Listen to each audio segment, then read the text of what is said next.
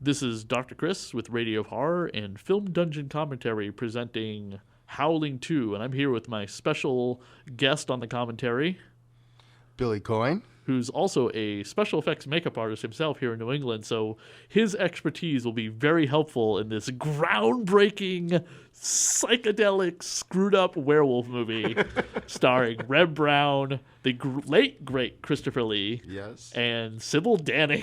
the gorgeous sex symbol Sybil Danning. Yes, with all of her amazing assets in the movie, which are constantly joked on the entire time.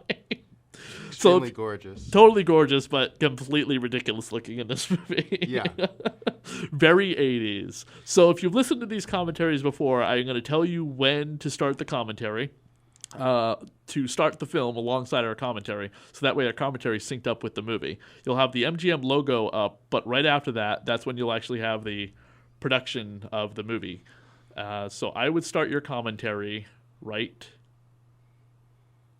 Good old now. Hemdale Pictures. Hemdale Presents. So as soon as Hemdale that's on the Presents. screen, that's when you should start it. I mean, Hemdale actually has a really interesting history. What's the history? Well, I mean, just considering how many great films that they pumped out between Return of the Living Dead and Platoon. It's just Hold on a second. We don't talk when Christopher Lee's on we screen. can't. Amazing. Come down from hell and Chris smite Lee. us.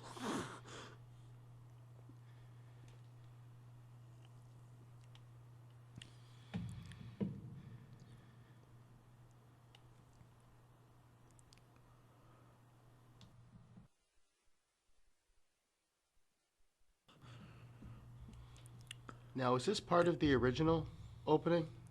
Yeah. It is.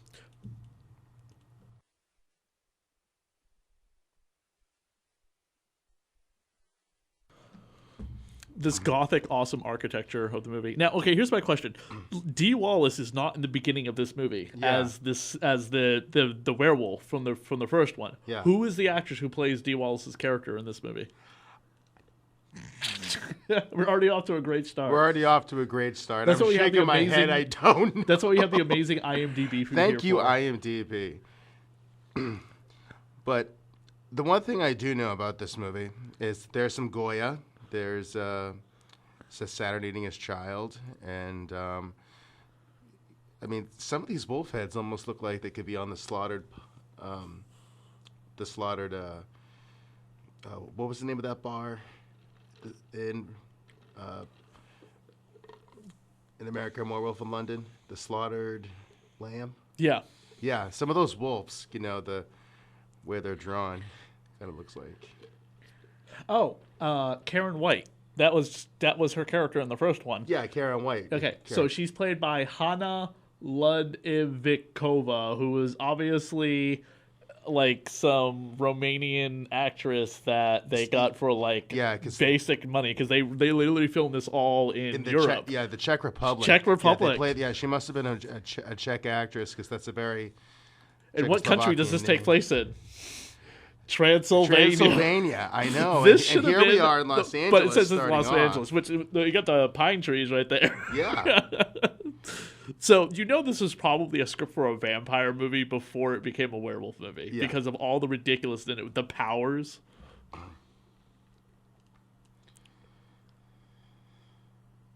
So if you remember in the first movie, for anyone who hopefully you saw the first movie by Joe Dante. Great film. Yeah. This is a direct sequel. I mean, unlike some of these other horror movies that were just like, oh, let's just use the name. Well, it's really interesting how the director, Philippe Mora, basically, I guess he openly admitted in the commentary that he did not see the first one. So he's really doing his own movie, and it's not a retelling of the first film. So it's almost like, continuing where this character, Karen White, has died, where starting off in, the second movie. And it's really interesting because if you look in the first, and there's Chris Lee, but if you look in the first movie, looks nothing like Dee Wallace, and then we met Dee Wallace at Rock and Shock. Dee Wallace is such a sweetheart. There's Captain America. There's Captain America. which a lot of people don't know, which I was texting Billy about. Red Brown, who plays the brother in this movie, was Captain America twice in 2 made-for-TV awful movies. Captain America and Captain America 2, Death Too Soon. And Christopher Lee was the villain in Death Too Soon. And Captain America has, like, he's riding around on a motorcycle and everything. And what's really funny is that when the first Avenger was out in theaters, just before it came out, Conan O'Brien was playing clips from the Captain America 1970s movies. Like, we have another riveting scene from Captain America. With Red Brown. Let's take a look right here, whatever. And it shows him, like, getting into the... There's all these clips from the awful movies. Now, here's what's really funny. Scream Factory put Howling and Howling 2 on Blu-ray with lots of bonus material. They also put Captain America and Captain America 2 Death Too Soon on DVD and Blu-ray, and the 1990s Captain America starring J.D. Salinger's son. Wow. Plus, as well, I have to thank the good folks over at Scream Factory for doing a rush order for me. Overnight, essentially, because I haven't seen this movie in at least 15 years, and I had to order this early this week, and I'm so thankful for the rush order. Basically, just trying to learn some quick facts about the movie with all the bonus material. They have like 2 commentaries on this movie from the people who actually made it, which is shocking. Yeah, because this is a piece of crap. Well, I mean, the movie itself, has been perceived as a very unorthodox, but weird, sexual deviant movie. Deviant werewolf film. But it's definitely unique. I mean, it stands out because there really aren't many werewolf movies like this. I mean, there was the movie Wolf Cop that came out recently, but oh my God, that is kind of different. Where this film basically incorporates, we have a werewolf orgy scene, for crying out loud. I think there's a difference between a fun movie and a good movie. Now, you want to look at a good movie, you look at the first Howling, or American Werewolf in London, or Wolfen, or Blood Moon, good werewolf movies with great special effects. I would classify Howling 2 as a fun movie, the same thing with Wolf Cop. Yeah, I mean... And here's Chris Lee walking. Mr. Crosco.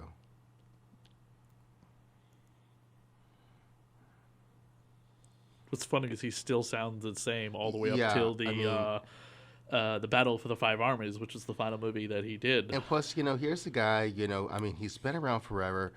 I mean, as he comes, it's funny because you look at the last few years of his life. I mean, he was recording heavy metal albums up until, right before he passed away. I mean, it's incredible how many films this man has behind him and has done so much for the horror community.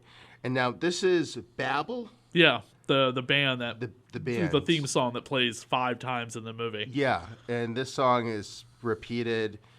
5 times. 5 times throughout the course of the entire film. Yep. And now... one thing that you missed, just really quickly, is that... Lee pointed out that what's her name is still alive, and she woke up in the coffin. Really? Yeah. So the Karen White, Dee Wallace's stand-in, is still alive, and they have to drive a silver stake or something through her heart. The mythos of being a vampire is heavy in this movie, by the way. Even though this is a werewolf movie, there's a lot of vampire stuff in it. Look at Chris Lee in these glasses. The fact that Chris Lee is in it. The fact that he's even wearing these sunglasses. I mean,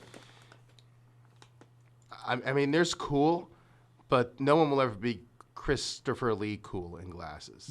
I mean, that takes it up to a whole nother level. That's like the meme posted last week of Benedict Cumberbatch saying, "You may be cool, but you'll never be Benedict Cumberbatch dressed as the character he's playing in a Marvel movie, buying the comic book that he's appearing in." Cool. I mean, I'm definitely interested how this Doctor Strange adaptation is going to play out, and I'm really hoping the best for it. So I was, I think I was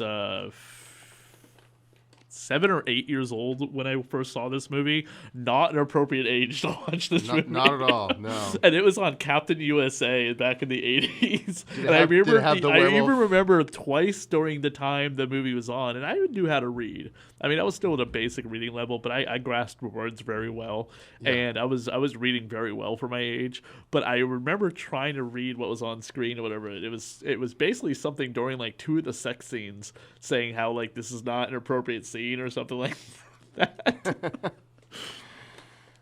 I mean, I guess when it comes to the sexuality, this is one of the one of the Howling sequels that I think really pushes animalistic sex really to the forefront. I mean, and how many? I mean, and there've been so many sequels to this franchise that have spinned off. I mean, we have the first one by Joe Dante. We have the second and third one by Philippe Mora. And I kind of lost track after that, but I mean, I know like there's, one with the freaks, and I mean, there's. And this is actually based on a novel too. Yeah, by Gary. Oh, I forget how you pronounce his last name. And I have, by the way, the Howling 2 novel. I forgot to bring it. I was you going to have the bring it, but I actually novelization? found it at a bookstore. I was like, there was a Howling 2 novel? I have to Is buy it like this. Gary Bender? Gary Brander. Brander. Yeah. Who wrote the first He published Howling? 2 sequels to the novel, Howling 2 and Howling 3 Echoes. And neither sequel was used as the basis for the subsequent Howling movies, including Howling 4, The Original Nightmare, and Howling 5, The Rebirth, which was the last one to come out. Okay. That chick with the red hair reminds me of the chick who dances naked with the red hair in Return of the Living Dead. Leanna Quigley? Yeah. The beautiful Leanna Quigley, who actually was married to Steve Johnson at one point, and subsequently Steve Johnson was one of the makeup effects guys on Howling 2. Wow, so in the original Howling novel, Karen, Betty, not White, is raped in her home and suffers a miscarriage due to a nervous breakdown. Wow, I can see why Dee Wallace did not want to film that scene. That's definitely a little too intense. And Whereas this one, she's like she's a reporter who's lured into a sex shop by a crazy serial killer and forced to watch a porno with him. plus, keep in mind, I mean, Dee Wallace is a very, very good actress, but she's also a very intense actress. I have to ask her about that next time I see her. Be like, have you ever read the original Howling novel? And did you know what was going to be the plot for your opening scene? Well, I think that's where you really have to also thank John Sayles, where he came in on the original and, did the rewrite. And, I mean, I've always been a big fan of the collaborations between Joe Dante and, John Sayles, whether it be Piranha or The Howling. But when those two guys come together, they definitely create something that's, on the special side. And who knew that The Howling would spawn, so many sequels, and here's some really cool little death scenes. I love how some reviewers have said it's laughable exercise in how horror sequel tomfoolery, which strays into so bad it's good camp appeal. Yeah. This movie, not the original Howling, No. the one we're watching right now. Yeah, but I mean, this is definitely campy.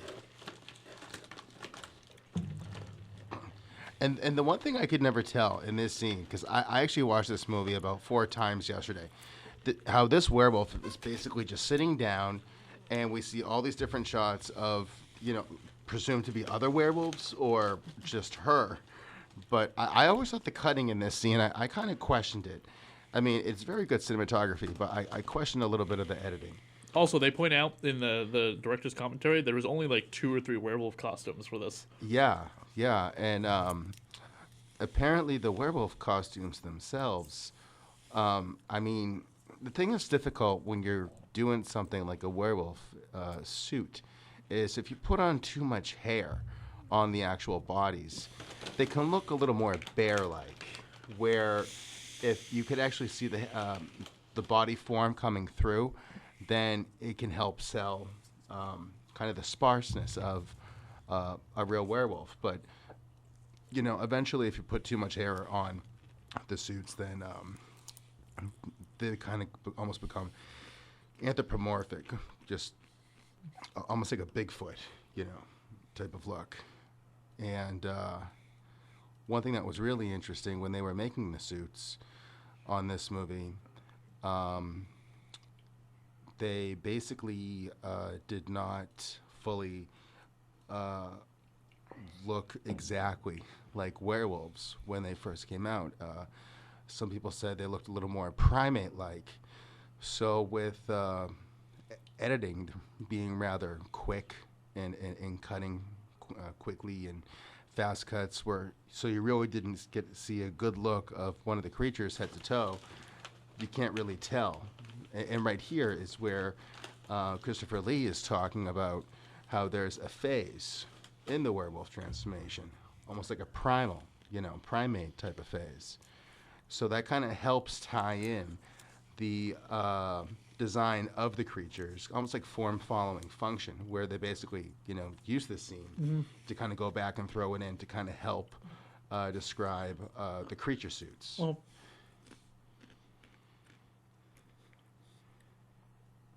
Your sister is a werewolf. In the title of the movie. Yeah. Roll credits.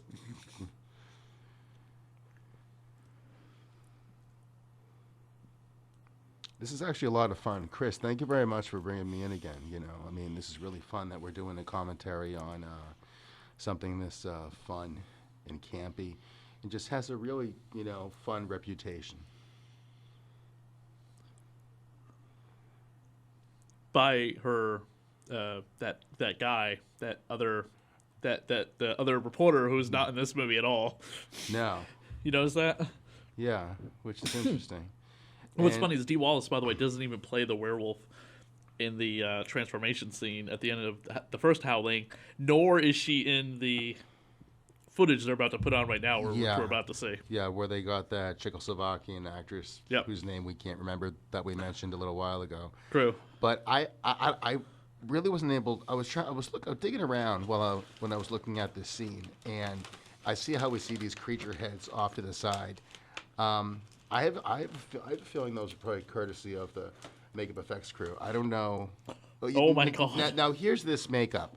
This makeup really doesn't echo the original that Rob Bottin did. The original definitely was more of a, what are those dogs called? Pomeranians? Yeah, she looks more like a Pomeranian. This is definitely more beastly. I mean, if you compare the makeups, they're quite different. Yeah, she looks like a monkey in this. Yeah, I mean, but it's a different makeup artist, so I understand that. And if you kind of that almost like goes back to like Jason Voorhees. Like, why does Jason look so different? Because it's a different makeup effects artist.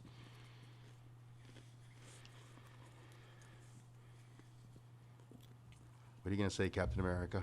You spew some wisdom at us.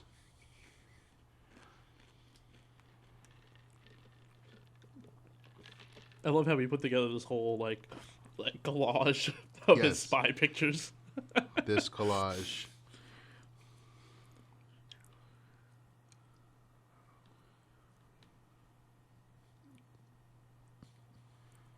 Mariana. Who plays Mariana? Because this girl is gorgeous. Mariana is played by Marsha A. Hunt, who also has been in Dracula AD 1972, another movie starring Christopher Lee. In fact, the final movie he played Dracula in. And the last movie she was in was Theater Night back in 1990. She's done nothing since. I don't know if she's alive or dead. Because all it says is born 1946, so I'm assuming she's still alive. IMDb usually keeps up to date with even the most B-movie actress to be dead. Mariana, this character that she plays, it's very, she's a very strong character. Very much echoes, I know she's not on screen right now, but we're talking about her. I guess we'll talk about the scene that we're in, then I'll bring up Mariana a little later.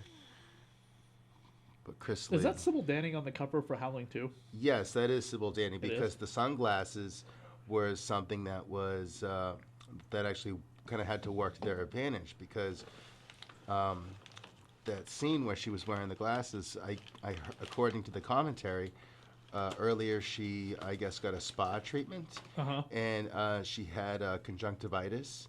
Oh. So some of the oils from her treatment actually went into her eyes and kind of inflamed them.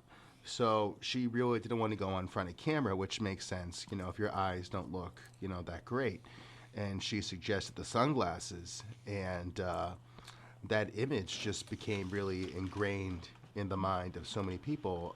The Howling 2 poster with Sybil wearing and having the sunglasses. Which makes her look more like a vampire. Yeah, I mean, it's a little more, it's almost like Innocent Blood, slightly, the cover, but minus the sunglasses.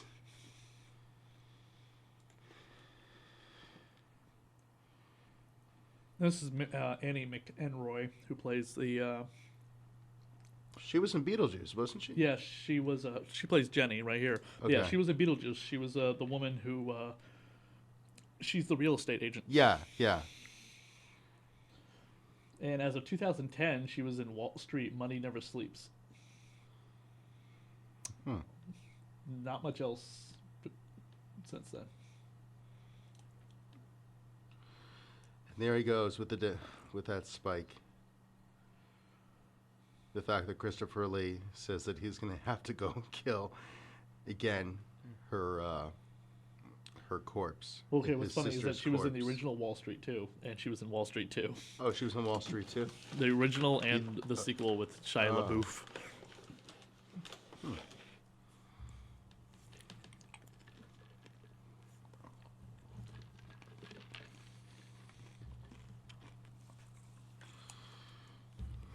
And there we go, some silver bullets.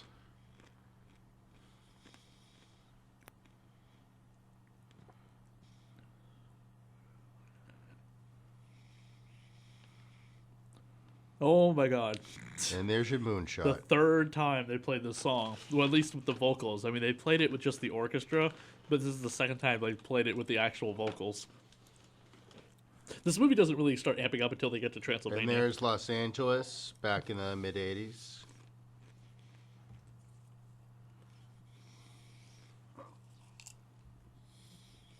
And there's Babel singing their Babel. Yeah, but all the action, all the great stuff doesn't happen until they get to Transylvania. All the Gothic architecture and that little guy, what's his name? The imp? Yeah, Oh, that little gargoyle thing? yeah. Well, he becomes like a creature or something later on. Yeah. I mean, plus, keep in mind, this is a fan They call him a commentary. dwarf in the movie. It was just like, call someone that in the 1980 Yeah. in 2016. Yeah, so this being a fan they commentary. they tease in like you wouldn't call Peter Dinklage that today, but like Yeah. on Game of Thrones they call him a dwarf as an insult on Game of Thrones. Yeah. Yeah, plus, I mean, being a fan commentary, you've obviously seen this movie a few times before, so, we're going to be, talking about some stuff that's a little out of place, but it all does pertain to this movie, even though we might be talking about some scenes that are a little later down the road.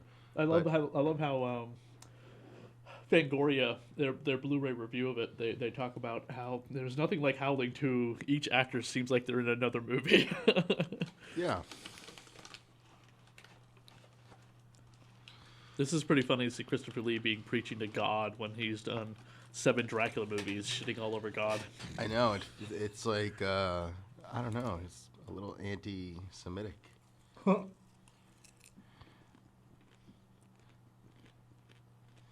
Here we are in the mausoleum of... I mean, he did Karen this White. in response because he was tired of doing Dracula. I mean, that was one of the reasons why he did the James Bond movie. Isn't this one of the very few werewolf movies that he's actually done? Yeah. Because I think he'll always be associated as Dracula. He did another Dracula movie that was not a Hammer movie. And he loves that movie. Yeah, plus, at this point in time... This is 1985. This is when this came out. Yeah. The original came out in 1980. Yes. Yeah, and one thing that's rather interesting about this movie, at this point in Christopher Lee's career, he basically surpassed doing 150 movies Already? And by the time in 1990, which is rather interesting on the Joe Dante's commentary on Gremlins 2, which was his 200th movie, The cast. Oh yeah, that's right. He is in Gremlins too. Yeah, the cast and crew actually came up, and it was like they were going to church. They basically all came up and wanted to shake his hand, and they had a birthday. I remember they had a cake for him.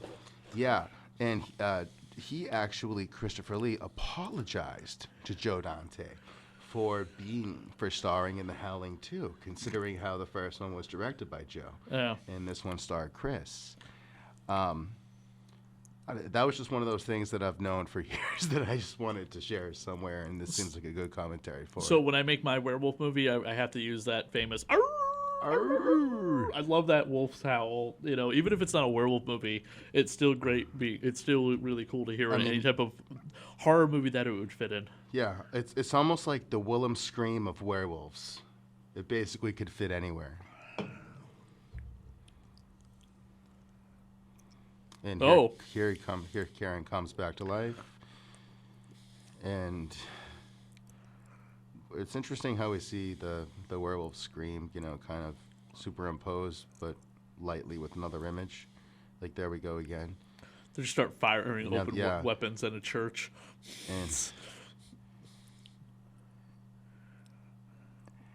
And I thought this makeup is actually really good. Kind of an old age werewolf makeup on Ferdinand. Oh, I forget Ferdy's Chris, what's Ferdy's last name? Who? This guy who is wrapped up right here, Ferdinand.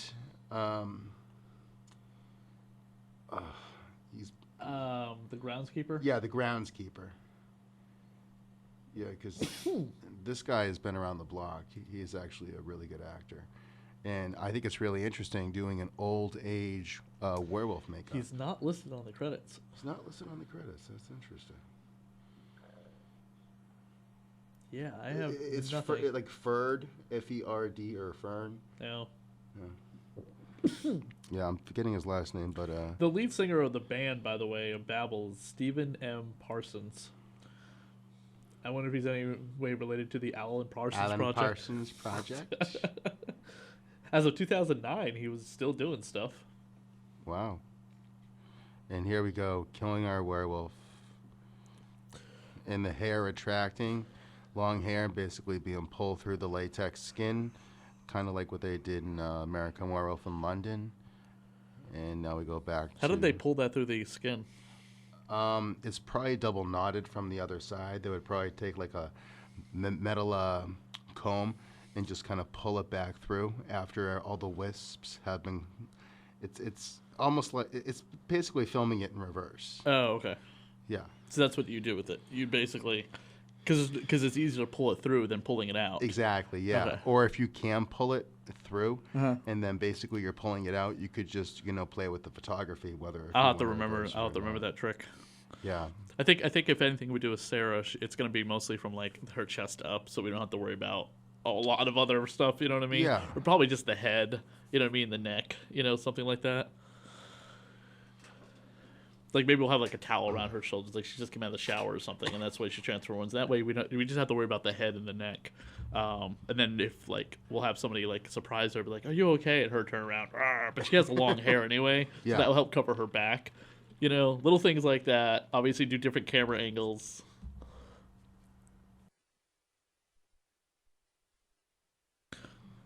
Okay, so this is some of the coolest imagery. This is some of the coolest and creepiest imagery. With all this, like, awesome Gothic Czechoslovakian weird architecture. Yeah.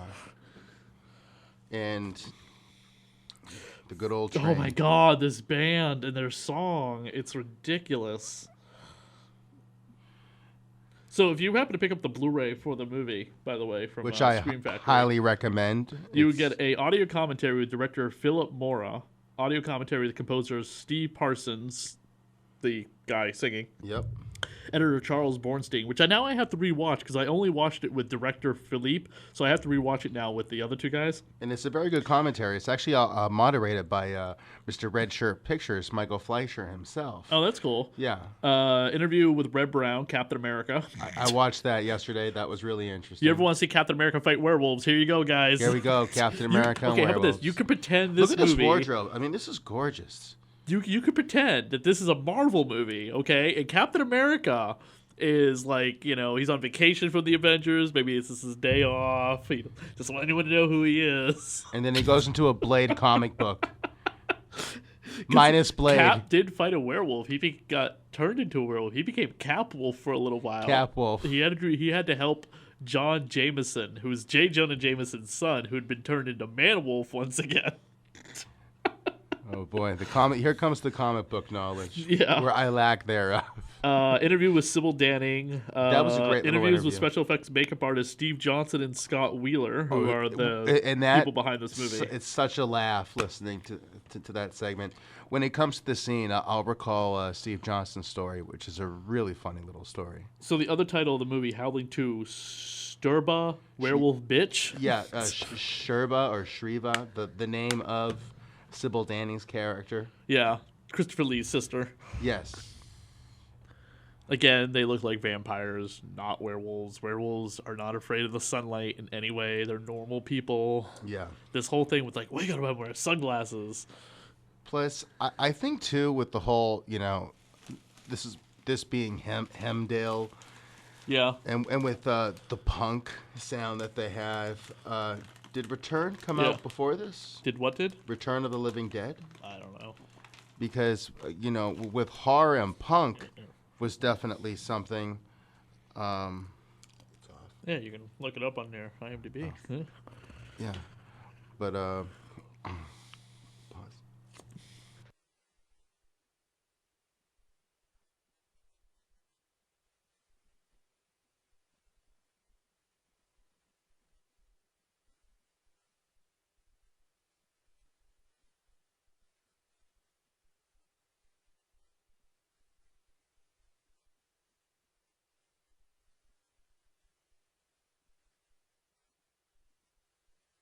I would live there in a heartbeat. Yeah, that's gorgeous. Okay, why are the werewolf guards wearing suits of armor? Like, they have this, like, helmet of armor on and machine guns. You notice that? Are they, like, normal humans who don't transform into werewolves? Is this why they need to have that? And, of course, you have all these slave girls in the background all tied up. Like, this is something of a bondage fetish party. There we go. All right, now it's like some type of kinky night at Man Ray in Boston. Yeah. I mean, and plus, this is a gorgeous. They're actually shooting in a castle. This is a typical night in Europe, isn't it? Yeah, it's a very typical night in Europe. I mean, look at this high definition. I mean, we got the naked girls in the background. Everyone's strung up. I mean, this is like Spanish Inquisition type stuff almost. I mean, this is really medieval. And they're still sacrificing the virgins because, sex changes you on the molecular level through your blood. Well, I mean, plus the whole sex and the whole... I know, but this is still 1985. At this point, we should have known that being a virgin and not being a virgin does nothing to your actual blood, okay? Yes, your cherry might be popped. Your hymen might be broken. That is the only physical transformation you actually have. Nothing on the molecular level, down to your DNA, changes when you have sex. It's just perceived value. But this is 1985, not 1685. This human sacrifice makes no sense. They could have snatched anybody off the streets. Tell them. I will. I'll make a time machine, travel back to that set, and be like, listen, I'm from the future. Me and James Franco have something to tell you. Franco always has something to say. Well, he's in that TV series 11/22/63, based on the Stephen King novel. There's old Sybil Danning. Old, yep. And now we have some rotoscope. Just smoking the green juice out of the virgin's mouth. Some nice little rotoscope effects there.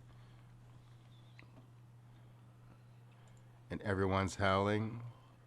Werewolf heads. And I love this melting head effect. I mean, there's nothing really, but I mean, when it comes to melting heads back in the 80s, get the life cast, make that mold, pour it up with gelatin on a skull, and get those heat guns out. And next thing you know, they superimpose some flames. Really cool stuff. They also had a lot of problems making this movie because it was being made during the time the Soviet Union was still in power. Yes. And Soviet Union had a good another 7 years left in it before. And this is before the fall of the Berlin Wall. Yeah, and essentially the Kremlin was actually watching them while they were making this movie. Yeah. So this movie, like the story behind the making of this movie, I think is actually a lot more interesting than the movie itself, which I don't like to say. But I mean, the movie, commentaries and all the other stuff they talk and about here's it. the gorgeous Sybil Danning. I mean, intoxicating to look at, so hard not to take your eyes off. Still acting today. And acting today. I mean, her segment in Grindhouse and the Werewolf Women of the SS, probably one of the funniest trailers in there. Such a good cast. I mean, that was Rob Zombie's trailer. I know Bill Moseley was in there, and a number of others, and just a great. She was film. in the Hercules movie with Lou Ferrigno. Yes, the Cannon film one. Yeah. Bring our new daughter. Now, this scene basically Her career goes back to 1968 with Calm Ner Min Lips Bolgenlin. I completely butchered that. Now, her breast basically is coming up through her dress. And, I mean, this girl is gorgeous. Is this the weird werewolf orgy about to happen? Yeah, this is the menage a trois, the werewolf menage a trois. And the confidence that this woman exudes, Mishka, was that her name? Yeah. Yeah. I mean, she's almost like a Pam Grier, just exudes sexiness, powerful, reminds me of like Monique Dupree, just, strong, feminine wilds. She's only there to have sex with that dude in the headdress so they can bear more children. And Sybil. That's pretty much what she just said. She's just like, she please you? She's going to bear many children. Have sex with her a lot. Yeah, and this scene, how it leads up to, like, bringing our daughter. I mean, this is very, I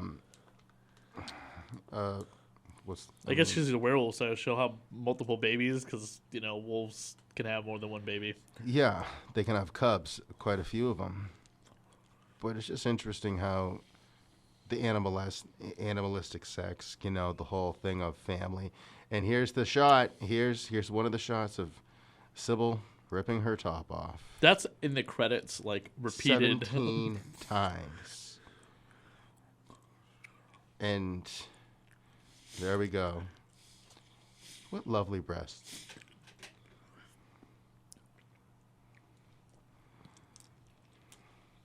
She was in a movie called Sex Olympics in 1972. Well, why does that not surprise me? I'm pretty sure she did one called Famous TNA, which was basically she hosted Sybil, and it's a segment of all these different grindhouse exploitation films, and it was one of the compilation films that Charlie Band made back in the early '80s that Sybil was the host of.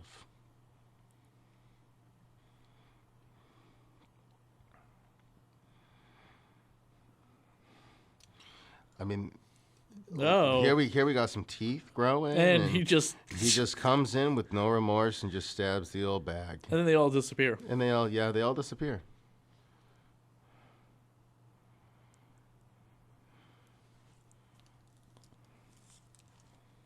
They came, they went.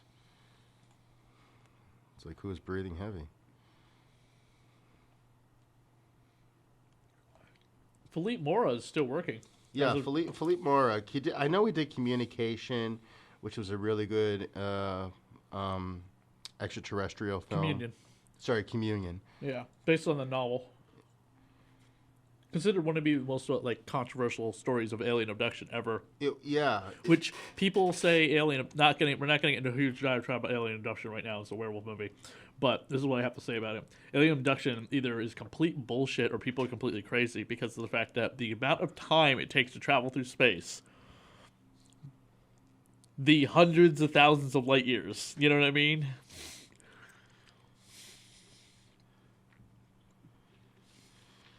It's just unbelievable. And I love how these different cuts. I mean, there's like... the cheap-ass high school style... Yeah, and now here we go more into the transformation scene, and here we have ears and, hair growing, hair and growing in places you in don't places want hair where to you- grow. Exactly. That is one hairy asshole. Yeah, and the thing was with this hair stuff, they really couldn't even touch each other, or else the hair would just wipe right off. I mean, this was a very delicate. Oh yeah, she talks Makeup. about how it was just like impossible to do anything. Yeah, I mean, they really couldn't even grab each other as they're doing sex. It's like they're basically, almost pretending to touch each other. Or if they are going to touch each other, they just really can't move their hands, right off the bodies, or else they'll have a huge clump of hair. And it's really interesting how Sybil Danning is basically, a blonde werewolf. She's this queen that's, blonde. I mean, definitely stands out amongst the crowd compared to her minion wolves that are all the same color. And here we are in the Czech Republic, very, old and European, and just ends great and brings this great production value to the table. The Czech Republic, I mean, as Chris mentioned, this was under, a really difficult time frame when they were filming this movie, considering how it was the mid-'80s. I mean, the Berlin Wall and, the USSR. I mean, all this stuff, like the red flag was up. I mean, it was really a gamble to film in this part of the world. I mean, even stories, going back to like the Ninth Configuration, which I know is a very difficult film, to use about totalitarianism. I mean, back then it was pretty heavy. But, to make movies in this part of the world, was pretty uncommon. But, thankfully we get to see this gorgeous architecture that was featured, so prominently in the movies. What are you doing over there? I'm checking out a link for the Werewolf movie. The Werewolf movie. This guy has a great look. And so many of these, are local talent. In Czechoslovakia, like these actors. I mean, they have the main actors, like Christopher Lee and Sybil Danning, who flew over there. But I guess Lee didn't really think that they used the full setting of Czechoslovakia in any way to his liking.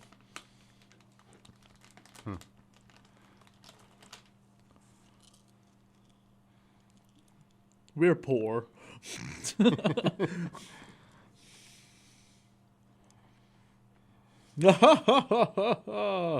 Funny Americans. Funny Americans. We eat you in your sleep. And here's our little guy who definitely helps serves the plot. When was the first time you saw this? Well, the very first time I saw this? The very first time I saw this, I was probably, I don't know, somewhere between 9 and 11. And I saw this on a WLVI 56 Creature double feature back in the late 80s, early 90s. And it was the last, I think, 20 minutes that I caught. And Yeah, I saw this long before I ever saw The Howling. Yeah, I mean, I saw The Howling first. I mean, I saw The Howling when I was at summer camp when I was 14 years old in 1994. They showed us whatever movies, doesn't matter, it was just like, we're going to show you anything. So we saw The Howling, we're like, whoa! And then I think that's like a couple nights later we watched Jason Goes to Hell, The Final Friday. Okay. And there's that scene where the two people are having sex in the tent and she gets like ripped in half. And we're all like 14, 13-year-old boys watching this going, wow! Lots of boobs and blood. I mean, not the most appropriate movie to watch. With werewolf movies, I'm so scared. Let's have sex. It'll help me get over it. Exactly. She needs to be held. She needs to apparently so. She wants to be more than held. I mean, she wants to be boned by Captain America. Yeah. And he only done Captain America like 6 years prior to this, so. And here I it is. smell the sex. She smells the sex. I mean, animalistic and primal. I mean, it's not just, sex with the vampires, but with werewolf movies, I've definitely seen a lot of This woman's like, "What are you doing?" yeah, what are you doing to me? And the owl just looks confused. And grandma staring out the window. So usually is you have sex and then grandma's just staring out the window. Doesn't want to know what's going on.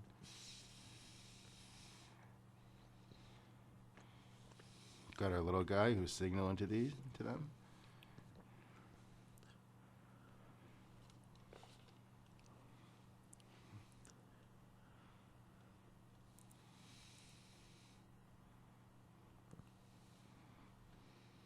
Follow me. Follow me. Yes.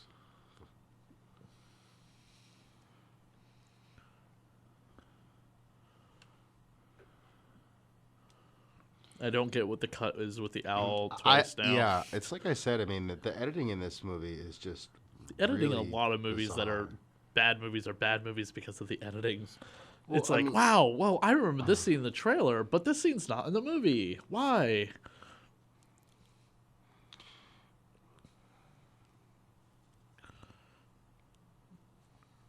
Werewolves, duh. Why do you think you're in Transylvania? Exactly. And they have nothing to do for most of the rest of the movie. Just extra bodies. Yeah, pretty much. Jesus looks concerned, as usual.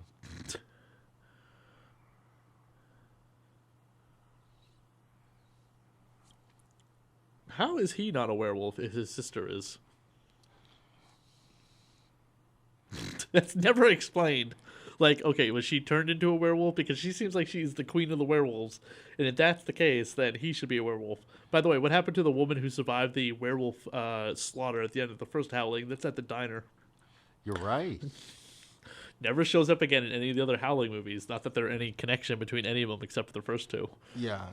I mean, this is literally a direct sequel, the brother avenging his sister quest. So they made that like a decent, like, oh, this is an actual sequel story. It continues the story, but it's unique unto itself. It's almost like a continued in the adventures of without being a continued in the adventures. But again, of. if she is the queen of the werewolves, which is what we've gathered from Yeah. that whole ceremony, how is her brother not a werewolf then? Because it's clearly she's not like bitten and turned into a werewolf. She was like the breeding kind of werewolves, which is fine because werewolves are human. They're not dead creatures like vampires.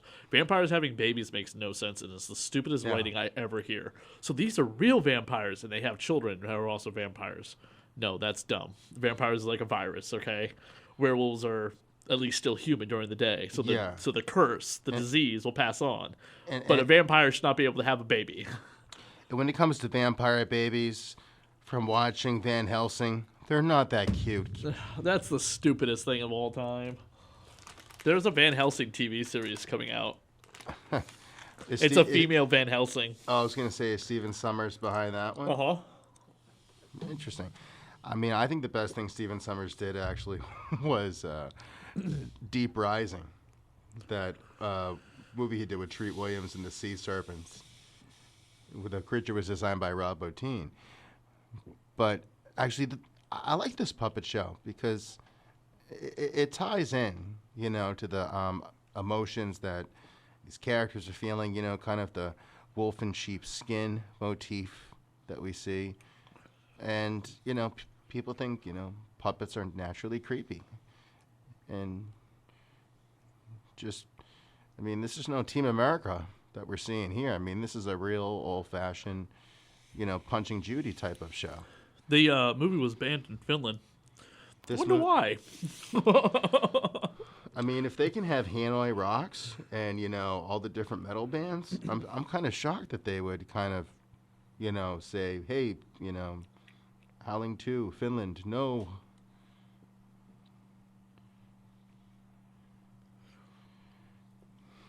And You had said that Lee only did this because he'd never been in a werewolf movie before. Well, I don't think he had been in any werewolf movies. I don't know if this is like the first thing he's been. According to the Horror Wikia, this was the first time he'd ever been in a werewolf movie. So now we can say that Christopher Lee has branched into werewolves with this one. He's extremely well established with vampires and Dracula. And what about the Mummy? Has he done? Yeah, he was. Yeah, he did. He was the Mummy. He was the Mummy. Yeah, he was the Mummy.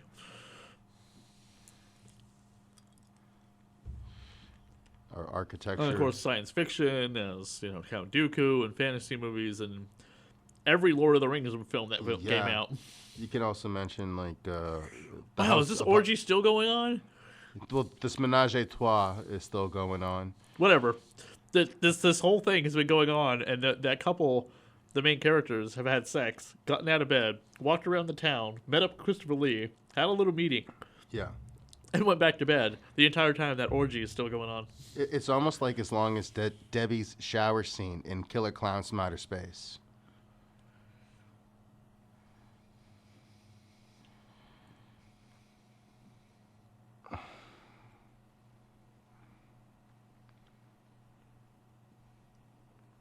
So the band Babel, oh my god, it's still going on. The band Babel, they perform the song The Howling. They're in a werewolf club. They're at Danning's castle with werewolves performing. But they never show any transformation into werewolves, so you're just assuming they're werewolves, or they're a band she really likes and she hires them. Here we go with our Eastern European festival. Have you ever been to Transylvania? I have not. I've always wanted to go to Eastern Europe, Romania, and I'm actually Italian. I would definitely want to get down to Italy and visit my roots and Abruzzo. This film has got 20% on Rotten Tomatoes. 20% on Rotten Tomatoes. So we're not dealing with an official stinker here at a F-. We're at a stinker at a D+. Other movies alongside Howling 2 that have 20% are like Battlefield Earth and Plan 9 from Outer Space. It's Showgirls. Showgirls. Paul Verhoeven Showgirls is just as good as Philippe Moore's Howling 2. Not in any way, but sure. Well, according to Rotten Tomatoes. The remake of Plan 9 came out. Yes, my buddy actually helped associate produce that Oh film. my god. I have some friends that is a terrible movie. Plan 9 from Outer Space is a terrible movie. There's no like, oh my god, this is like an unsung gem. No, every movie Ed Wood's made was terrible. But the thing was, he was so genuine about, making his movies. It's not like he was making them just to make a joke, which is funny about Ed Wood, which is one of the reasons why he's still so highly regarded. It was genuine what he was doing. And Chris Lee with the pipe. He's like Sherlock Holmes. Sherlock Holmes. Did he play Sherlock Holmes ever? I wouldn't be surprised if he did. In fact, I know Basil Rathbone has played Sherlock Holmes. Peter Cushing played Sherlock Holmes. I have a feeling Christopher Lee did play him at one point. Someone said that guy that shows up in the Rogue One trailer, standing there like this with the cloak over his shoulders, that's supposed to be Peter Cushing's character, Grand Moff Tarkin, because he would still be alive in the Rogue One movie, which takes place before the New Hope. But it doesn't quite look like Grand Moff Tarkin, so... But I've also heard that it's possibly Grand Admiral Thrawn from the Thrawn trilogy, which is a part of the Star Wars Legends. So, who knows? We'll find out in December. No, is that a pig mask that guy was wearing? Yeah. Okay. I totally want these gargoyle skeleton things outside my house. Oh my god. Oh, now, this is That is the stupidest looking outfit. No, but this is actually a gorgeous outfit. No. God, that looks ridiculous. Look how high those boot things go up. This costume was actually designed by Mr. Paul Mitchell, I believe is the name. And this is a leather piece. I mean, to move in leather is really difficult. And Sybil Danning even mentioned how tight this thing was on her. But, I mean, this is a latex piece with brass that was etched. I mean, Sure, it might look ridiculous, but this is something. I mean, it's just, I don't know. I mean, she wears it incredibly well. They shipped over a ton of costume pieces from Planet of the Apes. Do you remember that when they were talking about it? Yeah, they shipped the wrong costumes by accident that were more Planet of the Apes inspired, and so they didn't have time to ship them back. They were like, "Oh no, we're just going to use these." Yeah, that's why they have that scene with Christopher Lee talking about the primate face. Again, the stupid-looking guards with machine the guns. Guards. And you can't have a movie that takes place in Eastern Europe without having torches. The resilient werewolf hunters. Yes. Which, again, look more like vampire hunters. This is the Castlevania, not a werewolf movie. And a very good video game, I might add. That movie Van Helsing with Wolverine, that's the closest we'll ever get to a Castlevania movie. It literally is a Castlevania movie. Simon's Quest was one of my favorites. I mean, movies that Oh yeah, you gotta wear those things that way you don't get the spell of the werewolves or whatever it is. The earplugs. Yeah. Why is there a little bonfire going on the opposite side of that bush? Well, I mean, a guard has to stay warm somehow. Even though he's standing about 5 feet away from it, and there's a rock between them. And this little guy is a really... He's got like some he's a good major... shot. This is impressive. Look at this. Bam, bam, bam, wham! Right in the... Oh. I would pick up that machine gun, by the way, after he drops it. They don't pick it up. I mean, he doesn't even need his weapon that he's lugging around. I mean... Look at that. Game of Thrones. Peter Dinklage right there. Pick up the machine gun. You can use that to mow down some werewolves. And put out that bonfire. Don't forget what Smokey says. That stupid little thing. And all of these candles with the fire. I'm surprised they haven't get knocked over. Oh. What is she petting? Something that some type of stuffed wolf. Stuffed wolf. I mean, who knows with who attacked? She's petting a stuffed wolf, and she's a werewolf. I thought maybe this is my former husband. This is what happens. I thought maybe she was petting that German Shepherd from Texas Chainsaw Massacre Part 2.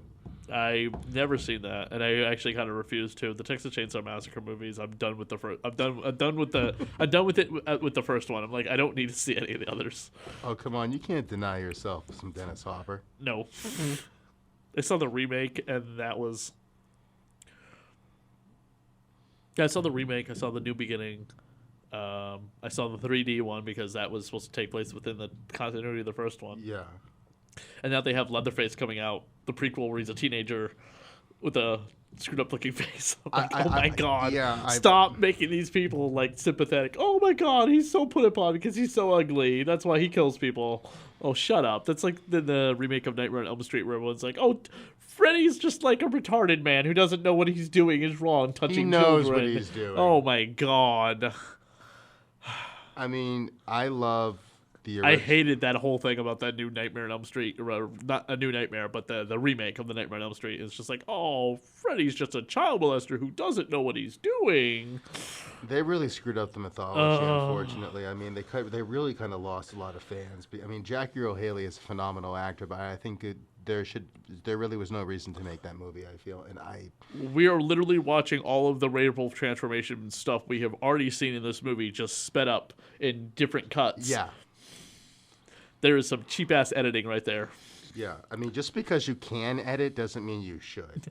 Which is something I learned from Croce Robot on the Devilfish episode of Mystery Science Theater. I love that episode. I love that and the Devil Doll. Devilfish. No, did you know that the movie, what is it, Werewolf, is one of the... Tony Zarandas film. And that movie came out in 1996, a year before they actually did their MST3K episode. It was incredibly one of the recent, most newest movies they've ever done on and MST3K. They had Mark Williams, who did the werewolves on that. He was actually in the movie, and they made a really funny joke saying, Chubby Ramon. That was actually Mark Williams, who was in the bar playing, kind of the big heavyset guy with the Ramon shirt. Now this is the stuff. This is the song that she is singing that you have to cover your ears for. which screws up the little guy. And here's our bear costume, or Yeah. werewolf Yeah. costume. As he hunts Captain America. Yeah. And the heads do look good. I will give them that. I think when they're shot with the kind of superimposed, they look more lifelike as according to seeing the werewolf heads. Werewolf movies have gone downhill so much because they have to use CGI so much. If you watch an episode, there was an episode of Supernatural a couple weeks ago. They had werewolves in it. Nobody transformed into a werewolf. They had like long claws. It was nothing They had practical. It was all teeth. computer graphics. They had contacts. Nothing. It was so lame. Well, It's like the third or fourth episode they've done with werewolves with no werewolf special effects. The only episode they've ever done it with a werewolf, like special effects wise, is the first episode they had a werewolf in season 2. They actually had a complete werewolf costume. yeah. And they had this character, Samantha, turned into or Sarah, some character Sam falls in love with in Banks, is a werewolf. And they had the whole werewolf costume. There was a found footage episode they had a little bit more of a werewolf in, but everything they've done has been nothing but teeth and claws. Well, it sucks. And plus, it's really sad because with special effects makeup, considering back in the 80s, time was definitely a requirement that crews had to be patient about. But now, Is she a vampire now? Because, oh my God, here's the electricity. But now, a lot of people just don't want to give you that time. I mean, here's a beautiful head that's No, it has nothing to do with the time. It's this freaking... There's a TV series that have been on for like 11 years. They should find it in their budget to... They should find it in their budget, but it's all about, as we mentioned before, time is the ultimate horror, if they will allow it or not. Build a suit. Just build. I know it's easy to build a suit, but no matter you got to plan that beforehand. Well, you don't have to already have that episode appear within the season. Then Exactly. do it later on. The Flash did 2 episodes with Gorilla Grodd, and they animated Gorilla Grodd beautifully. They said we were not going to do a guy in a gorilla suit for Gorilla Grodd. We're going to do CGI Gorilla Grodd, but it has to look fantastic. And that's why the Gorilla Grodd, one of the Flash's biggest villains, didn't show up until the end of the first season. And it was a huge payoff. We saw a little bit of him in shadow, so they obviously didn't have to animate a lot. But the second to last episode of the first season, it was a full-on head-to-toe Gorilla Grodd, and everyone went nuts because they were like, wow, he looked amazing. He actually looked like Gorilla Grodd. And then he returned in the beginning of season 2 because they obviously had to, they figured out how to do it correctly. And they didn't have him in every single scene in the episode. They had him enough that their budget was, right. Yeah. And of course, now, they're talking about doing Gorilla City, which that means a lot of talking gorilla characters, which are a big part of the Flash. Yeah. And now the big thing now in the visual realm is mocap, short for motion capture. Yeah. Which they don't need to do with werewolves. Just put somebody in a werewolf suit. Exactly, yeah. Oh, this is a creepy little... Oh, yeah, this is where he chases after him. He's like, It's like you can tell the audio on this little girl was just thrown in after the fact. Oh, it's creepy. It's creepy. It's so effective. And there's that damn little puppet. That little puppet reminds me of Jester from Puppet Master. Mm-hmm. Have you seen every Howling movie? Just about. Shame on you. I know. I have a lot of time to waste. If I'm not making monsters and if I'm not doing my day job, I'm watching a lot of bad movies. He calls his girlfriend up, hey, honey, why don't you come over? We'll watch Howling 5. The freaks. This is how Billy got his girlfriend. I know all the Howling movies, and I have all the Puppet Master movies. Well, Let's get together for a Puppet Master. No, it was really funny. A few weeks ago, I can't believe I'm saying this in this DVD commentary, but There are 8 of these movies, by the way. I knew there were a few. But a few weeks ago, I was watching Daniel Griffith's documentary. It was a colossal... other way, it was the AIP documentary. And I really, really wanted to watch it. My girlfriend came over that weekend. And I want to watch it. And then, she basically... She goes to Victoria's Secret, buys this gorgeous piece of lingerie, and puts her hair back. She's standing right in my bedroom threshold while I am so into this documentary that I'm loving. And it's like, okay, what do I do? I have my girlfriend and I have this documentary. You watched the documentary. I was watching the documentary, but she was getting a little irked, and I'm like, you know what? I can finish this up tomorrow. So, wiser heads prevailed. No pun intended. And I did eventually finish that documentary. Very good. And here's this cool little makeup that It's we the see. creepy guy with his eyes blown out and Yeah, everything. with his eyes blown out. Throws him out the window. Does he So- explode? No, he gets impaled. Yeah, he gets impaled. So we almost have dwarf tossing involved as well in this movie. Which, So there's Howling. Yeah. Howling 2, Your Sister is a Werewolf, which is what we're watching. Yep. Howling 3, The Marsupials. Same Howling director as 4, The part- Original Nightmare. The original. Howling 5, The Rebirth. Yep. And 6 is Freaks? Yeah. And then New Moon Rising, and then Reborn. Okay. And they all came out from 81 to 95, and then we didn't have a new one until 2011. And then we haven't had another one since. And they've all been terrible. Hey, Philippe Mora, I think it might be time for another sequel. It's been about 5 years since the last one. Are they having another werewolf orgy? I think we're actually coming into we're past the menage a trois. The next werewolf sex scene will be... I also love the whole, the cover for these films sometimes have been really cool. Oh, the poster art has always been gorgeous on these. I remember when I was really younger going into the mom and pop video stores. And I was I was one of those kids that just ran straight over to the horror section. I distinctly remember all of the VHS covers to these movies, and they were so unique. I mean, that for the VHS cover for the first one was, I think, one of the best goddamn covers I had ever seen up till that point. This is the girlfriend getting covered in blood by the sadomasochists. Yeah, and I have a little issues with this blood because it beads up on her. And that's one thing you're always battling with fake blood is when it beads up. When it's a nice, consistent flow, that's what you like to go for. Howling 2: The Return was the name of the original sequel to The Howling. So Karen lives, by the way, in the Howling 2 sequel. In the book. The book, yeah. I'll go over a little bit of what the plot line is about in a little bit.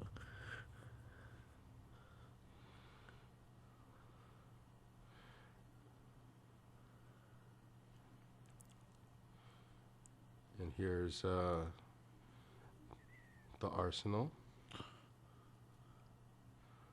How to kill a werewolf.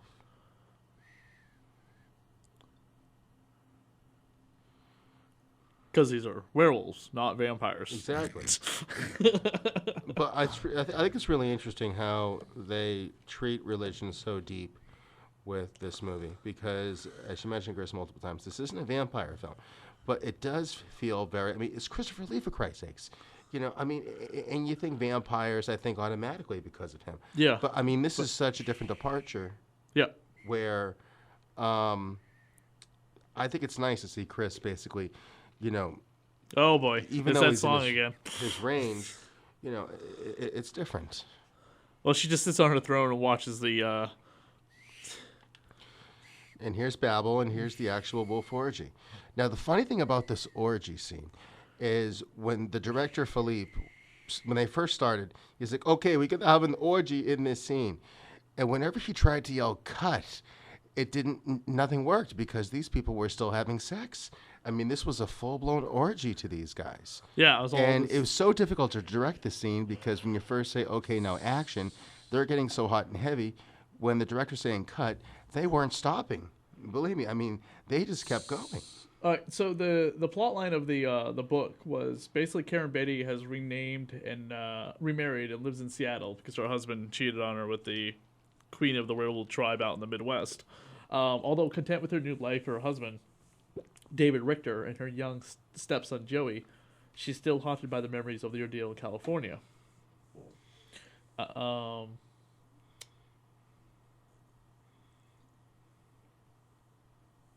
She's tracked down in California by her ex-husband, Roy, who's still alive, and the evil Drago, the woman who turned him in the first one. Yes. So in the sequel book, Drago, the female werewolf who survives the end of the first Howling movie, is still alive in the movie. She's still alive in the book and still with Karen's ex-husband, and they come after her. By the way, that was Dee Wallace's real-life husband in real life. Yeah, Christopher Stone. Yeah. And he had been an actor for a while, I believe. So she tracks down Chris Halloran, the family friend who helped her during the first ordeal, and she tells him that the werewolves of Drago have come for her and she needs help once more. Chris's new girlfriend, Audrey, is jealous of a prior relationship with Karen, does everything she can to undermine their friendship. When Roy and Marcia finally track Karen down in Mexico, they set up a trap on the mountainside cabin with Audrey's help. So the current girlfriend of Chris's ex-boyfriend teams up with her ex-husband Oh boy. and the new mistress, Drago, to stop Karen's plans to stop the werewolves. Sounds like a recipe for disaster. It sounds like a episode of Days of Our Lives. Chris eventually manages to kill Roy with the silver knife in nearby mountainside. Marcia is holding Karen hostage and is about to torture her using red-hot pokers. As the full moon rises, Marcia turns into a werewolf, drops the pillars, and then causes a fire to break out in the cabin, allowing Karen to escape. Outside, Karen is reunited with Chris, while Marcia burns to death in the cabin, goes up in flames. Let's see. Oh, yeah, Aubrey is killed, by the way. So the werewolves betray Spoiler her. alert. Yeah.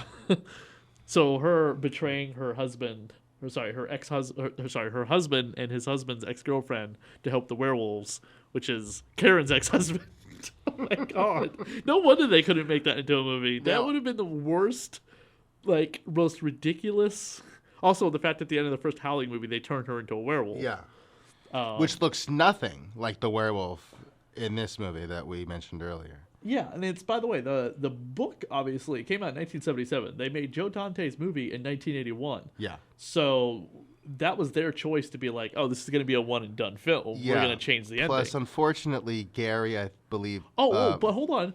The sequel came out in 1979, Howling 2: The Return.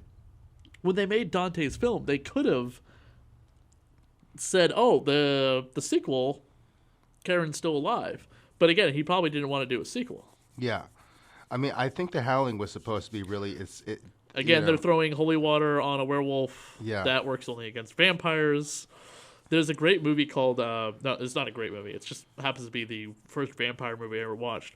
My best friend is a vampire, and the vampire Obi-Wan Kenobi is shot. He's just like, you were shot with silver bullets. Silver bullets are a means of dispatching werewolves, Jeremy, not vampires. I wish you would read your book. And he's like, I gotta read that book. Because the Obi-Wan Kenobi vampire gave Jeremy, his protege, a guide to being a vampire. Yeah. And one thing that's really funny in this segment, as each werewolf gets killed, they almost go back to the same shot. They just keep shooting at him.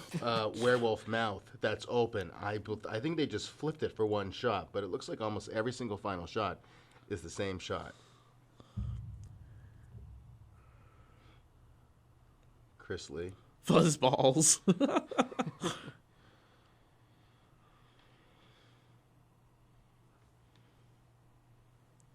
Stefan. Shooting the Planet of the Apes.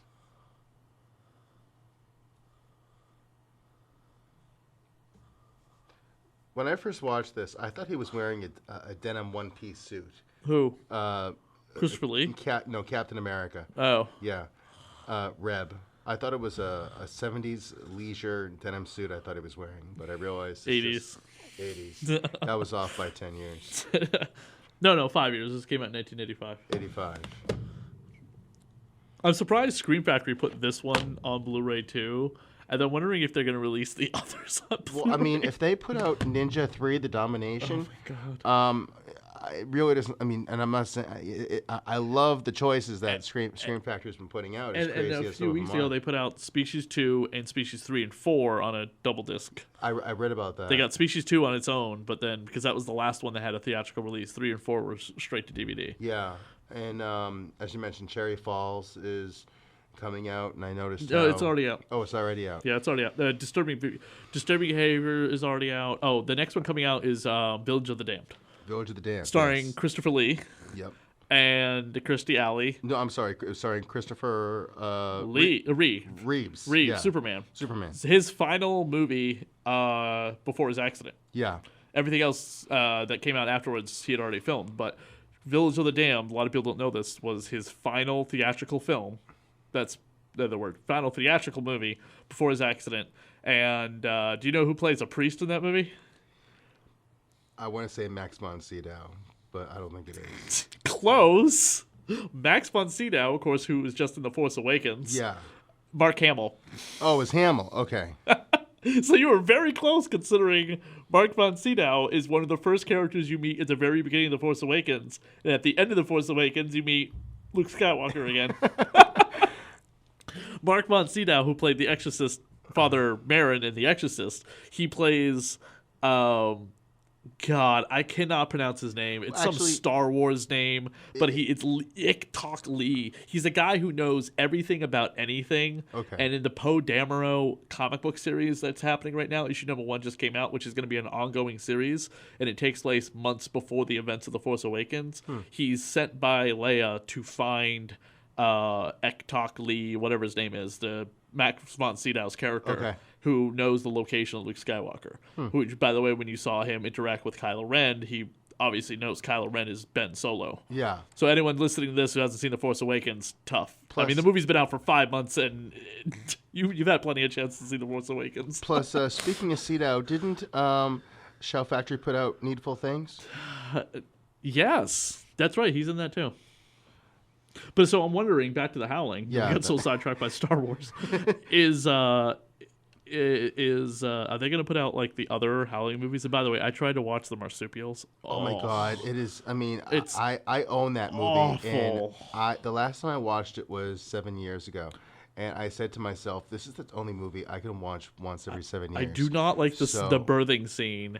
And like it's coming out of her between her legs. Yeah, and then crawls and up. she's got like the pouch on, and she licks her hand for some reason and puts it in her pouch. I'm like, oh, okay, I'm done. I have to shut this off.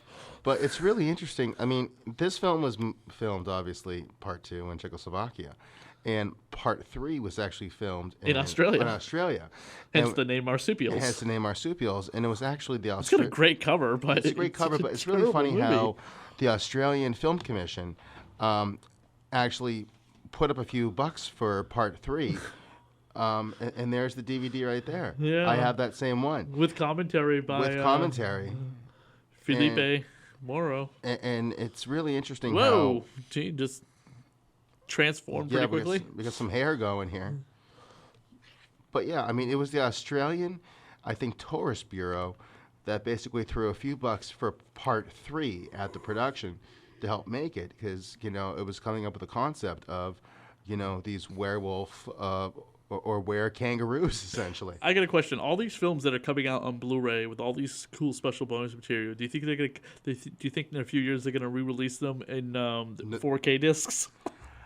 Who knows? But because like every film that comes out now, actually no, that's not true, because The Force Awakens did not come out as a 4K movie. Okay. But Concussion did. Like Concussion, the Will Smith movie came out on DVD, Blu-ray, and 4K. That's a little and too it's much. like, why would I ever want to watch a movie about a doctor who diagnoses a bunch of brain-damaged football players in 4K? There's nothing about that movie that says, oh my God, I wonder what this looks like in 4K. The Force Awakens? The Hateful Eight? Yeah, those are movies I want to see in 4K. But Concussion? Some Jennifer Aniston movie she did, some Reese Witherspoon movie. These are in 4K, and it's like, is it because they're so low budget? Not that they're low budget bad movies like this, but you know what I mean? They're not like The Force Awakens, which cost $200 million to make. Yeah. What was the budget on Howling 2? It couldn't have been more than $1 million. If that. In American. Now, this little... See, they don't even list it on the Wikipedia or any of the other websites. Now, this little creature that Sybil Danning is... There it is. That she's... That is the creepiest thing. She's waving at it. This is a cool little creature. I thought it was just a staff. And as we see Sybil doing her thing, and we have the priest coming up on her, it's almost like she's willing this thing to life. And at first, I couldn't tell it was a gargoyle. I thought it was a piece of flesh. Because I remember the very first time I saw this, I'm like, what the hell is she waving at? And now here, this thing comes to life. Probably a little marionetting. And now we have a gorgeous fake head, where the mechanical understructure was actually built by the Berman family. And this is a really nice mechanized head. Seeing how this creature's tongue just, goes straight down, and we have real hands coming into frame, and we have this rubber head. And I love the eyes on this as it pulls out the mechanisms, where we can see the eyes just roll up. Christopher Lee's last movie, one of his last roles was he was in Deus Ex Machina 2, which came out last year, which I haven't played, but he's the narrator in that game. It was a great mechanical. Barney Berman, I believe. No. In the last movie he was in, he played God.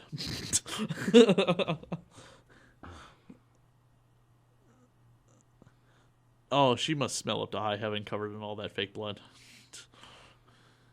She's been there the whole time. I mean, if you've been on a movie set, especially a horror movie set, and you're the one who's getting covered in fake blood, I mean, that stuff is so sticky. Oh, right through the back of the head. Right through the back of the head, and it's probably.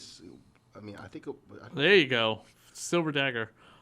I don't know if it was winter or summer when they filmed this, but they made a point in the Monster Squad, which I don't want to pass up, that you definitely cannot kill a werewolf with a stick of dynamite, because he just pulls himself back together, exactly. And then the kid takes him out with silver bullets, and he's dead. But a stick of dynamite, no, he pulls himself back together.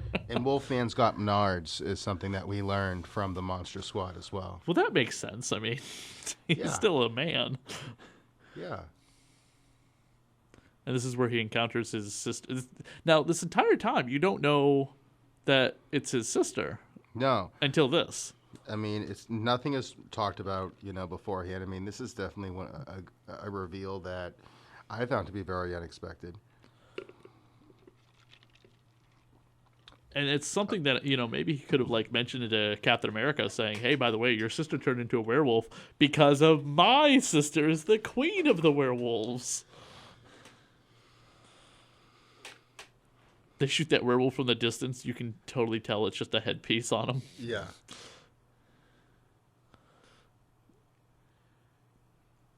I mean, it feels like Dracula walking into a room, but you got to say to yourself, it's not Dracula. I mean, it's this werewolf hunter. He pulls out the lightsaber and he just chops his sister's head off. You may strike me down, Strimmer, but I shall become more powerful than you could possibly imagine. Now, imagine Christopher Lee saying all of Alec Guinness's lines. Oh my god! Oh my god! Amazing. Imagine if Christopher Lee played Obi-Wan Kenobi instead of Alec Guinness. That would have been epic. That would have been epic. It would have been. But that would have been fantastic. You couldn't resist me. It's your brother. Ew, she totally wants to do her brother. And this whole thing with the light is just so... It's so bizarre. I mean, this is all rotoscoping, lighting effects. I mean, this isn't Boss Films that we have here. I mean, this is probably, 2 or 3 guys in their garage, doing these optical effects back then. But it's nice from a practical standpoint that they did have Steve Johnson, who did, And she's all old again. Now she's all old again, who did some wonderful practical creature stuff on this shoot, along with. They just switched the actors out. Yeah. No great special effects there. And he's probably being pulled on a dolly. An old technique, almost like James Hong, when he was low pan, just moving, free flowing. And Sybil and Chris, they did 5 movies together.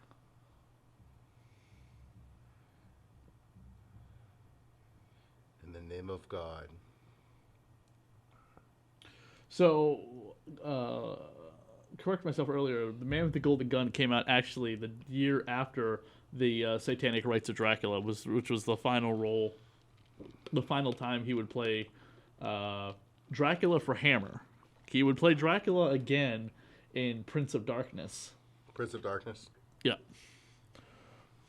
And here's that creature popping out of the head. Is that the werewolf creature? That was the bat creature. Oh, okay. So that's not like the creature inside Jason, and Jason goes to hell. No, it's not a. Does that make any sense to you at all? No, I mean I really. And then it has to be reborn by going into his sister's vagina, his sister's dead vagina. Who was that? Aaron Gray. Yes. Which Yeah. Aaron Gray to this day is still mortified by that scene. What I was mortified by is the fact that she was charging $100 for autographs at my very first convention over 10 years ago. Really? Because I met Aaron Gray. I didn't get her to sign anything, but I got a picture and got to talk with her for free because she's the agent to Kristen Bauer from True Blood. Okay. Yeah, the very first convention I ever went to was... There's another TV series that just said, okay, we're going to switch you out with the wolf now. We're not going to actually have any transformation. I mean, how the hell can you have a werewolf movie without a transformation? TV series. TV series. The same thing can be said for Twilight, of all awful things. Yeah. That he just transforms into the werewolf. Just poof! You know what I mean? He's just the werewolf all of a sudden. And once again, Babel. Yeah, and Babbles then they again. escaped Transylvania, and now we're doing this. Now they're in, what? Oh, they're home. San Francisco, I think, now? Yeah, they're home now. Yeah. It's Halloween, too. Of course, this has to be Halloween. Trick or treater. Let's go Why greet... is he carrying her? You know what? Let's Because go he's going to greet- show he's Captain America, right? Let's go greet the kids while you're on my shoulders, honey. Let's scare the little kid. Isn't it a kid in a werewolf costume? And they're just like, get the fuck I away from know. us. But She seems very well adjusted, by the way. The fact that she was captured and tortured. if you look at the eyes, this is actually a really nice prosthetic. I know, but their reaction, But their reaction is... get the fuck away from us. Yeah.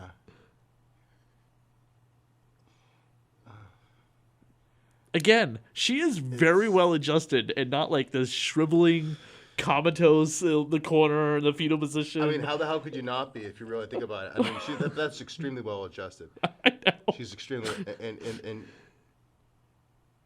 this is a mystery. The apartment's empty.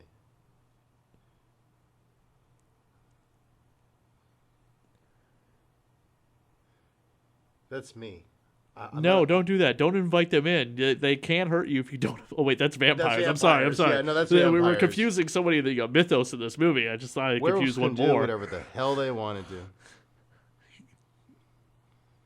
If they want Nobody understands why werewolves have magical powers in this movie. as far as I know, a werewolf could basically take a piss on your doorstep and be like, "I own this." They're like dogs, you know. So My child knocked on the door. It's a priest. it's a priest, a bachelor. Look at how creepy this guy is. It's kind of creepy that they mentioned that the priest has a child who lives with them, considering Yeah. 20 but years 20 later what years we would find later- out. Yeah. At the time, this is okay. Actually, there was somebody. I remember reading an interview, someone mentioning that or whatever, and it was one of the writers of the movie. He had actually said that yes, 20 years later, the big scandal comes out with the Catholic Church about kids and the priests. At the time we were making this movie, that is when that was happening to these kids. Did we know? Of course not. But if we had written the movie differently, we wouldn't have written that scene. Yeah, and here we are at the end. The constant, yes, we get she Shredding. has giant self-shredding. real breasts. 17 times, which it has been counted. Can you imagine the massive amount of material that if they were aware of how things should and shouldn't be written back then, they would never write the way they are? Yeah, I mean, the writing process, it's just changed so much. I mean, it's about what you can work with at your disposal. I mean, but yeah, there they are, Babel, the punk group. Stephen Parsons. you said? Again, he's on that commentary. He's on that Now I commentary. have to listen to that commentary. Do you see anybody ever playing a guitar anymore? Ari Lehman. The Halloween child, Anna Marie Kawakawa.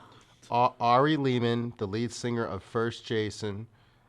He has key Excalibur, Oh my god. and he's amazing on the guitar. Ari, this was for you if you're listening out, buddy.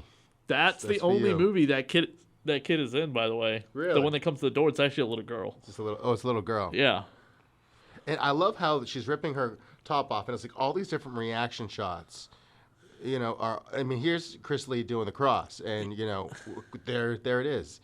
You know, I mean, it's like all these different reaction shots to. This was in the theatrical version, not the TV version. The TV version just had the credits roll. Yeah, that was my very first introduction. I didn't even know about this ending until yesterday. Like I said, I mean, this movie came in at like noon, and I watched this movie between 4 and 6 times. You know, with the commentaries, with the movie as is, and I totally want Stephen Parsons on the show. I'm sure you can find Stephen Parsons.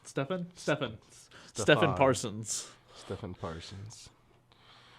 And he was active until just a few years ago, so unless he got sick. Yeah. Which, considering when this movie came out, I mean, he could be in his 50s, I'm assuming. This was 30 years ago now? 85? This was 1985, so 31 years ago. Yeah, because my brother was born 86. Yeah, this is 86. So this is 30 years ago. It's the 30 30th years. anniversary 30th of Howling 2. For this fan commentary. Oh my god, I just totally years. realized that. Yeah, this is the 30th anniversary of one of the weirdest werewolf movies of all time. Starring the great Christopher Lee. Now I wonder if you asked Steven, did he, let me start over. I wonder if you asked Steven if he considered his character to be a werewolf, considering where he was playing at the castle, during the orgy, at the club. You know, does he consider his character a werewolf?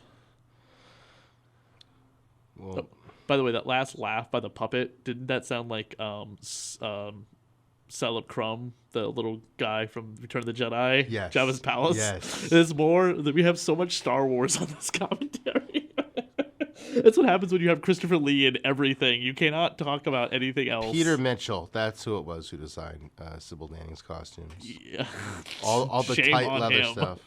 Yep, and you have the Bermans and Jack Bricker. I mean, you really have a great team. Thankfully, Sarah Michelle, who I have planning to be in my werewolf movie, is a great model too. So I'm not going to worry about costumes so much. I'm just going to have her like get up from bed in like her underwear and then just go right to the makeup chair, because considering she's going to have to be, you know, in something she's not going to mind getting dirty, or just in her underwear while the makeup's being applied to her. Yeah. So I want her to be comfortable. So she might be very comfortable not wearing any clothes, sitting still for 8 hours while we're planning this whole thing. And then speeding it up to, what, again, a minute? Something like that, yeah. A Euro-funded film enterprise, LTTDD. And again, we're watching the MGM release of this movie. There's the Scream Factory version, which we highly recommend. Yes. And that is the MGM Lion. That's the MGM Lion. That is our commentary. Thank you very much. For Howling 2. By the way, both versions, the Scream Factory and the MGM original DVD release, are exactly the same. So don't worry about not thinking you're watching the right one. But if they're you exactly are the a same. bonus It's not the TV features version, junkie, go with the Scream Factory. which came out in 2005. So, well, that's Dr. Chris with my friend Billy doing Film Dungeon commentary on Howling 2.